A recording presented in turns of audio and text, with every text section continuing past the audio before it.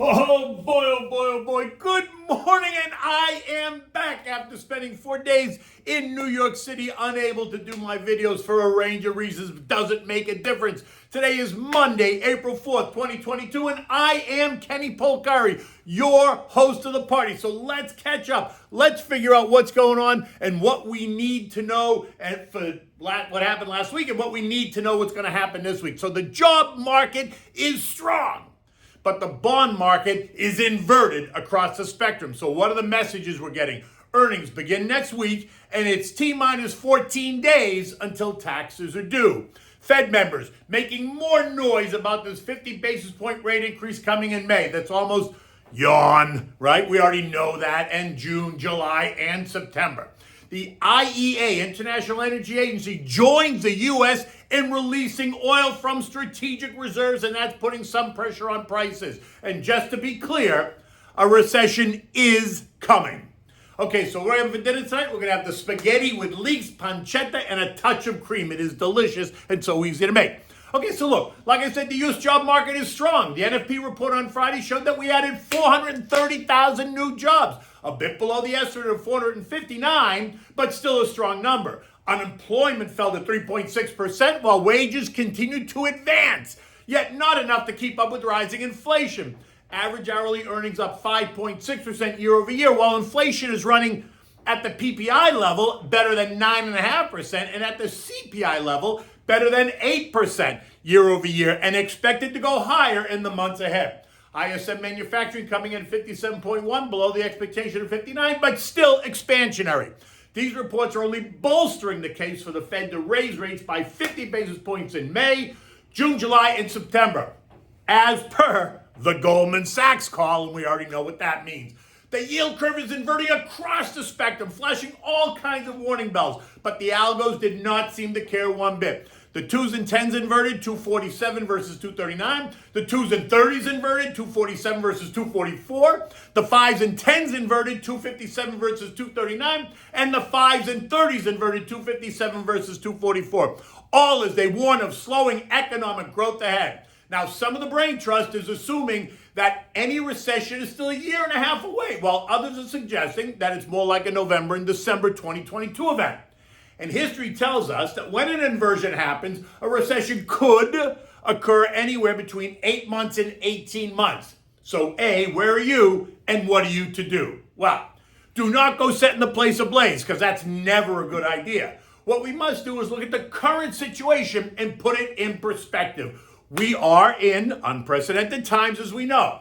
We've had more than 12 years of stimulus in various forms. But zero rates, unbridled money printing, and a willingness to buy bonds and mortgage-backed securities for far too long is at the core of the issue. The signals began to flash last spring in 2021, yet the Fed played dumb and dumber. Inflation, which had remained subpar for all those years, suddenly raised its ugly head and is now about to blow the roof off, reminiscent of the late 1970s for those of us who are around. Now, in the face of this rising inflation, the Fed is beginning to respond. A bit late, but it's always better late than never. They are now forced to make more aggressive moves, as per the more hawkish commentary of late coming from a range of analysts, economists, and Fed members. Bond markets have had to reprice and attempt to guess what the Fed will do, because every day it's a different story, right? As we move through this policy pivot, and while there's plenty of concern, there are those that are telling us that these inversions are transitory, a temporary side effect of the Fed's recent actions versus a more fundamental reason for inflation. And to that I say, have you gone off the deep end? Are you really going to start with the transitory argument all over again? Because if they do, I think people are going to lose their minds. My sense is that the moves are not transitory by any stretch, unless, of course, you are defining transitory in terms of years. So then I guess everything's transitory. So now the Fed and its members must find where the neutral rate is, because it's not here. Remember, the neutral rate is that rate that neither restricts nor spurs economic growth. And as you can imagine, there is not any consensus on what that rate is, and that increases the risk that they're going to make another policy mistake. So two things can happen here. One, they can raise rates too high, too fast, and push us into a recession, or they can go slow, never fully taming inflation, allowing it to spin further and further out of control, becoming at best an endemic, or at worst, a pandemic. In any event, it was a mixed day on Friday, and while investors and traders and algos loved the reports, there was another flashing red light. The Dow rose 140 points or 0.4%. The S&P's up 16 or 0.3. The Nasdaq up 41 or 0.3.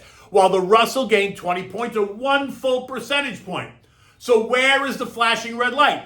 The transports! They got clobbered, falling 770 points or 4.7%, but nobody seemed to notice. On Friday, March 28th, the Wall Street Journal ran an article that said, transport stocks are flashing bullish signals for the broader market. The story went on to suggest that a rising index was a sign of optimism and could fuel a broader market rally. Now, by early March, that index was off 12% year to date, but it managed to rally back to unchanged by the 28th, so that was a good move, well ahead of the other indexes. But and all the other indexes remained about 6% lower, right, on the year. And then on Friday, the Treasury curve that started to invert across the spectrum, and then the algos suddenly went into reverse, taking profits off the table in the transport sector and reallocating to other sectors that had been underperforming. Of the broad 11 sectors, industrials, tech, and financials ended the day just slightly lower, while the other 8 sectors ended the day in the plus column, right? Not huge, but they did end in the plus column. The value trade, the SPYV, was up 0.5%, while the growth trade, SPYG, was flat. Metals and mining, cybersecurity, artificial intelligence trades all did better, while semis got clocked, falling 1.4%. Biotechs, on the other hand, XBI, the ETF, had a banner day, rising 4% after some news reports began sifting through the wreckage in the space. The group was off 43% from the summer of 21 due to the talk of higher rates and some scientific setbacks, blah, blah, blah. But now you got a bunch of analysts telling you that now is the time to scoop up some of these bargains. And the XBI ETF is the safest way to play it, they say. And the algos went wild, and boom, up we went. Maybe that's where some of that transport profits went as well, right? Out of transports into the XBI. Just a thought. Oil continued to fall and ended the week below $100 a barrel as Joey announced the release of 1 million barrels per day for 6 months, and the members of the International Energy Agency agreed to join in, bringing even more supply to the market. Now look, there are 29 countries that are part of that agency, right? And so if they all come together and decide to release oil from the strategic reserves, it will help to bring some supply to the market. Now they all agreed in spirit to release reserves, but when and how much is still unclear. But they are joining in, and that has added pressure to the price of oil, at least for now, offering some transitory relief from $120 a barrel oil. But as I said, any price decline is only transitory. If you think demand is waning, you better wake up. Demand for oil is not declining by any stretch. 2050, maybe. 2022, not happening. This morning, oil is trading back, just kissing $100 a barrel. U.S. futures are trading mixed this morning as the day begins. Dow futures were down 50, S&Ps were lower by 3, Nasdaq was higher by 16, the Russell was down 4, right? In addition to the yield curve inversion, the geopolitical crisis continues to weigh in on markets as the fighting continues in Ukraine and shows zero signs of abating. So much for Vlad saying he's willing to come to the table. It's baloney. And the bond market continues to send conflicting signals. The 2s, 5s, 10s, and 30s are yielding 2.44%, 2.56%, 2.39%, and 2.45% respectively, leaving the curve in an inverted position, causing more angst and conversation as the week begins. And the talking heads tell us what to expect. San Francisco Fed President Mary Daly reiterating on Sunday that the case is ripe for at least one 50 basis point hike in May, and that we should expect more hikes in the months ahead. Hello, Mary, knock, knock, that's old news. We're all aware of that. We don't need you telling us that, as if it's something new. Eco data today includes factory orders expected to be down 0.6, and durable goods down 2.2%. Recall last month I pointed out that the weak durable goods orders could be because of the inability to get the products, not because there is no demand. When you have to wait 8 months for a car or 10 months for an appliance that will only see prices continue to rise, you might say, you know what, screw it, I'll keep what I've got until this calms down. Or maybe it's because of that looming recession story that everyone's talking about. Or maybe it's because the prices have gone through the roof, causing buyers to say, you know what, I've had enough. Whatever the cause, it is what it is. And we look forward to seeing what that report actually says today. Will it be even weaker than minus 2.2%? Or will it suddenly show some stability?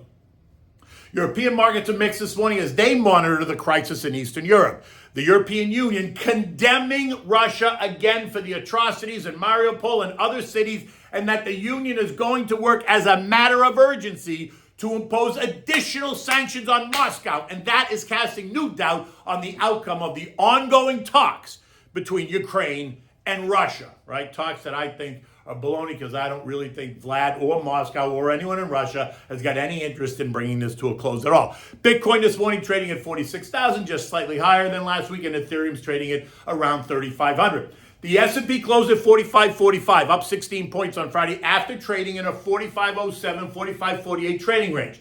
We're sitting right on the short-term trend line, and this morning's action suggests that maybe we're going to move lower and test intermediate support at 44.85, but we'll see, right? Depends on the talk of the yield curve and the inversion. And let's not kid ourselves. A recession is coming. It's called cyclicality. It happens. So if anyone thinks it's not happening, I would say you need to come out of your cave. The question, though, is twofold. Will it happen in late 2022, as some suggest, or will we see it in June of 2023? And that answer is going to dictate how you might or might not set up your portfolio. And next, what will be the depth and length of such an event? Well, good luck with that, as it's going to be very difficult to define, but will be defined by the actions that the Fed takes in the months ahead.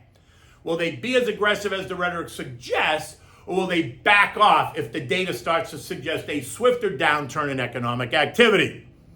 Hold on, because we are about to find out. Now look, earnings reports and taxes are due in 2 weeks, right? Around the 14th. The 18th is taxes, around the 14th, I think, is earnings. And that usually gives the market some pause. But the final 2 weeks of April typically sees a rally, with April being one of the best months for stocks. So let's see if that is the story this year, right? It is midterms, though, so that throws another wrench into it. Expect to hear more about how inflation is affecting company earnings and future guidance, and expect to hear more from the Fed about what the plan is going forward. May is expected to deliver a 50 basis point increase, but the question is what's ahead for June, July, and September, right? We know what the talk is, but what will the Fed actually do? Look, I remain in the camp that the immediate future is not all smooth sailing. I think the recent surge higher is more technical in nature, and that once we get more out of the Fed in the next couple of weeks, the markets will once again hit some potholes, right? Which only means stay the course. I continue to favor value. We talked about that, staples, financials, energy, and big U.S. industrial names that provide exposure to the markets, pay decent dividends, and have a global footprint. I remain underweighted in tech relative to the benchmark, but look, I'm older. Younger investors should be more aggressive, should lean into tech, because 40 years of growth is a much longer period than, say, 20, right? Maybe I've got 20 left. In any event, what are we having for dinner today? Oh my God, this is really, really a delicious meal. It doesn't take very long to make it all. And guess what? It's not going to break the bank to make it. The whole thing should probably cost you $50, including wine, right? So it's spaghetti with leeks, pancetta, and a touch of cream. And it presents beautifully on the plate, whether it's for guests or just for your family. But for this, you're going to need butter, olive oil, 2 medium leeks that are chopped. You want to trim the bottom off and the top off, and just use the stalk, right? The part where it goes white into light green. You want salt and pepper, you want fresh chopped chives, you need the spaghetti, diced pancetta, heavy cream, and some fresh grated Parmigiana cheese. You want to bring a pot of salted water to a rolling boil and just put it on the back burner just so that it's ready when you need the pasta, because this way it'll heat up while you're doing everything else, and then boom, you put it all together. On medium heat, you want to melt the butter and a splash of olive oil in the saute pan, right? half a stick. Depends on how much you're making, but for a pound, I'd use half a stick. Add the leeks and cook. You want to stir them occasionally until they're softened, maybe 4 to 6 minutes. And you want to add in the diced pancetta. Saute for a couple more minutes. Let that kind of crisp up a little bit. Maybe turn the heat up just so the pancetta gets a little bit crispy. Now you want to add in some heavy cream. Cover and keep warm. Not a lot, but just enough where it's kind of bathing, right? Put the pasta in the water and cook it until it's al dente, maybe 8 minutes. You want to strain. Remember reserving a mug full of pasta water. Never toss it all out. Put the pasta right into the saute pan with the leek sauce and stir to combine it. Now, if you need to add a bit more water, now is the time to do it to keep it moist because the pasta will suck it up. Add chives, toss and serve immediately, right? Always add the Parmesan, always have Parmigiana cheese on your table, but I would add the chives and a handful of Parmigiana cheese in the pot and mix it, and then I would serve it into warm bowls and then have more cheese on your table for your guests or your family to enjoy. And if you're gonna have this with wine, again, I would go with a white wine or a very light red wine. I prefer white because red kind of gives me agita if I drink too much of it. But I would go with I'd go with my favorite, which is the Pinot Grigio Santa Margherita. In any event, it's Monday morning. The day's getting started. It's going to be a great week. I can just feel it. Till tomorrow, take good care.